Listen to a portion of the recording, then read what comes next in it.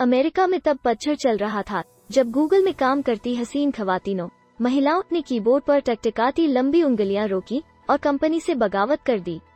उनका कहना था कि बराबर काम के बावजूद उन्हें पुरुष साथियों से कम तनख्वाह मिलती है। वे 3 औरतें थीं, जबकि जिनके खिलाफ उन्होंने बयान दिया वो दुनिया की चुनिंदा सबसे ताकतवर कंपनियों में से एक। कंपनी इनकार करती रही, लेकिन औरतें थी कि मदमस्त हाथी की तरह तोड़फोड़ ही करती रहीं। आखिर 5 सालों बाद गूगल ने माना कि कहीं थोड़ी बहुत ऊंच नीच तो हुई है। बदले में वो अब मुकदमा करने वाली महिलाओं समेत 15,000 औरतों को $118 मिलियन से ज्यादा का मुआवजा देगा। वो खुश है। इतने सस्ते में उसे अगले कई सालों तक दुनिया की करोड़ों कामकाजी महिलाओं से नाइंसाफी की छूट मिल गई।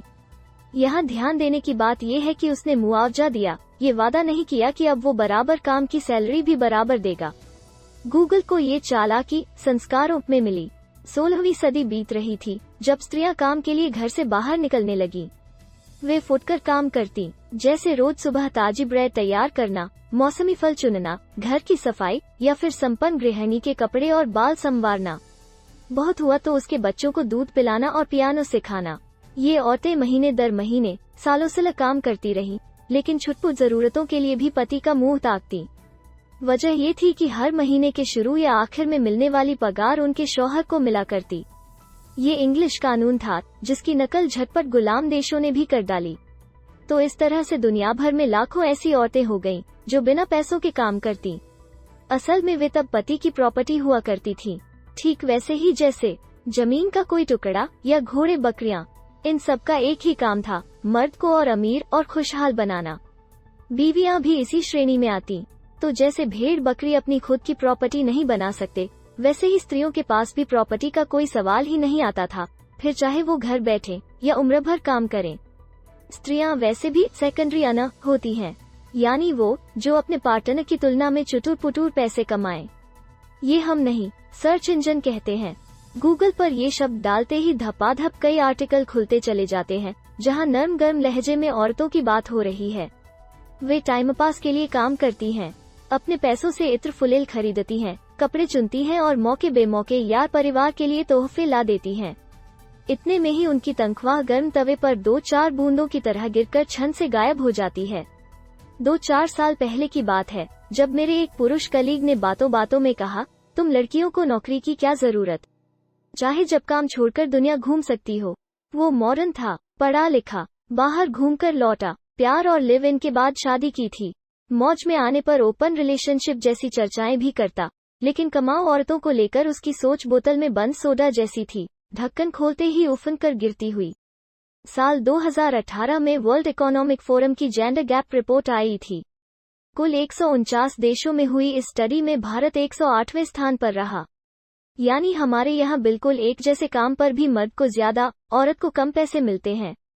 चाहे कितनी ही पढ़ी लिखी हो, चाहे कितनी ही मेहनती हो, अगर आप जेंडर वाले कॉलम में फीमेल भरती हैं तो आप कमतर हो जाएंगी। औरत होना आपकी पहली अयोग्यता है। किस्सा यहीं खत्म नहीं होता। हाइव की एक स्टडी बताती है कि महिलाएं दफ्तर में अपने पुरुष साथियों से 10% ज्यादा मेहनत करती हैं। इसलिए नहीं कि उन्हें काम नहीं आता या वे देर से सीखती हैं, बल्कि इसलिए क्योंकि तय कामों के अलावा नॉन प्रमोटेबल टास्क भी उन्हें थमा दिया जाता है। वो काम जिसे वो तमगे की तरह रेज्यूमे में नहीं लिख सकती, न ही जिसके बदले उन्हें प्रमोशन मिलता है। मिसाल के तौर पर नए आए साथी को कॉफी मशीन तक ले जाना, दफ्तर के कायदे समझाना, बीमार साथी की मदद करना या स्ट्रेस में आई टीम को तसल्ली देना। दीपावली होली पर रंगोली बनाना और मिठाइयों की लिस्ट बनाना भी उनके जिम्मे में आता है। इन सब गैर जरूरी कामों के अलावा दफ्तरिया टास्क भी निपटाती हैं, रिसर्च भी करती हैं और प्रेजेंटेशन भी बनाती हैं। बस बोर्ड रूम में जाते ही तस्वीर उलट जाती है।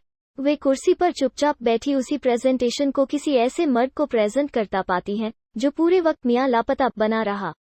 बराबरी का हक देने वाले देशों में अव्वल खड़े नीदरलैंड ने हाल में एक स्टडी की। Parental leave reform and long run earnings नाम से हुई स्टडी में ये समझने की कोशिश थी कि तनख्वाह के मामले में औरतें पिछड़ क्यों जाती हैं। इसके नतीजे चौंकाते हैं। इसके मुताबिक पेड लीव के बावजूद बच्चे के जन्म पर पिता छुट्टी लेने से डरते हैं कि लौटने पर दफ्तर में उनका रसूख न घट जाए। ऑस्ट्रेलिया में हालात और खराब हैं, जहां प्राइमरी केयर गिवर के सेक्शन में मां का ही नाम होता है, यानी पुरुष रोते हुए बच्चे और कमजोर मां को छोड़कर आराम से दफ्तर जा सकते हैं।